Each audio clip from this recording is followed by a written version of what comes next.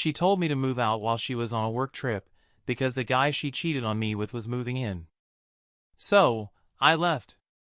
But not before I planted 20 invisible, nearly inaudible noisemakers throughout her house, her car, and even her boat. She thought she was losing her mind. Her boyfriend left her. She abandoned the house. And the best part? She never found out it was me. If you've ever wished for poetic justice after betrayal, this one's for you. Smash that like button, subscribe for more stories of revenge done right, and drop a comment if you've ever been ghosted, cheated, or underestimated.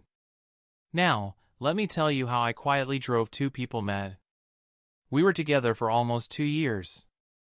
Not perfect, sure, but I thought we were solid. So when she said she was going away for a week-long work trip, I didn't question it.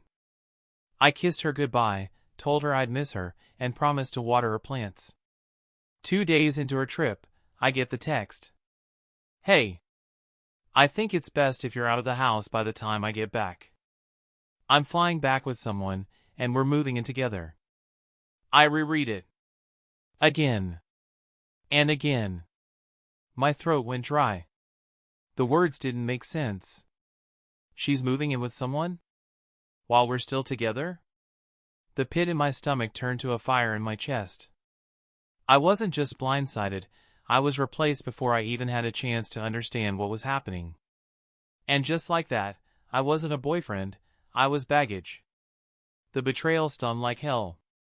Not just because she cheated, or that she wanted him in our home, but because she didn't even have the decency to tell me in person.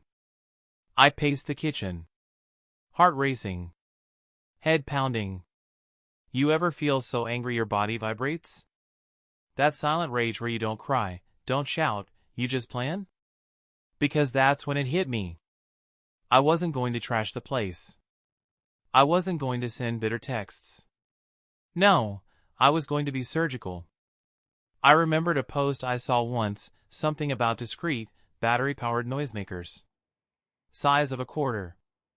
Randomized sound patterns. You can't predict when they'll chirp, whistle, groan, or laugh. They're not loud.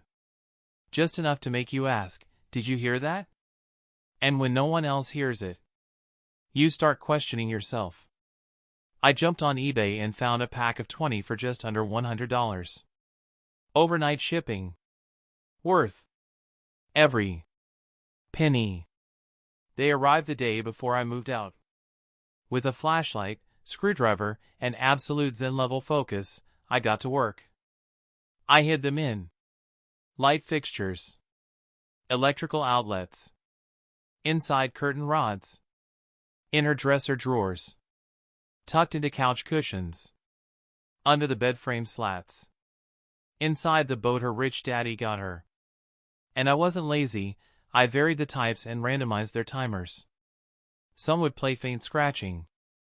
Others? A single child's giggle. A sharp breath. A low, single whistle. The kind of sounds you think you heard, but you're not sure. The kind that make you say, wait, what was that? By the time I walked out the door, the house looked untouched. But it was primed for chaos. I got my own place.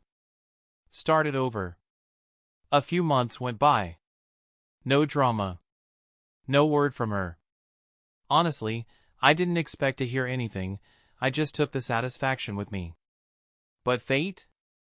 Oh, fate had one more gift to give. One of our mutual friends, a guy we both knew from college, hits me up. He's planning a camping trip and wants to do something funny to freak out his buddies. I tell him about the noisemakers, thinking it's just a funny little anecdote. As I'm describing how they work, I watch his expression change. His eyebrows rise. Then he leans forward, grinning. Bro, you put these in her place, didn't you? I nod. He loses it. Laughter like he's been holding it in for months. He tells me her new boyfriend only lasted a few months. He became convinced the house was haunted or that he was going crazy. They'd hear things, but never at the same time. Sometimes just a whisper or a laugh. A faint whistle.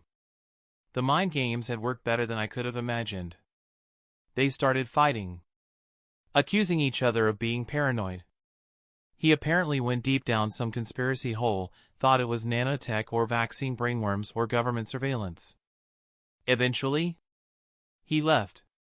Said he couldn't handle the energy of the house. Chef's kiss. But it gets better. She didn't just dump him. She abandoned the house. Told her parents she didn't want it anymore. Asked them to sell it or give it to her brother. Didn't even move her stuff out. She never told them why. Too ashamed? Too confused? Who knows? But I do know this. She left the life she threw me out of. And she has no idea why. I never told anyone, not really. When people ask about her, I just say, I've moved on. Because I did. But every now and then, when I sit on my porch, sipping a beer, I think about that house. And the quiet chaos I left behind. My wife, yeah, I'm married now, loves this story. She tells it at parties like a campfire tale. Because sometimes, the best revenge isn't loud. It's silent, slow, and just crazy enough to feel earned. People say revenge is a dish best served cold. But I say, serve it in untraceable frequencies, at random intervals, and let karma whisper in their ears. If you enjoyed that ride, do me a favor, hit like, and share this with someone who needs a little inspiration for getting even, the smart way. Have you ever gotten sweet, sneaky revenge? Drop your story in the comments, I read every single one. And don't forget to subscribe for more tales where the bad guys get exactly what they deserve. Until next time. Stay clever.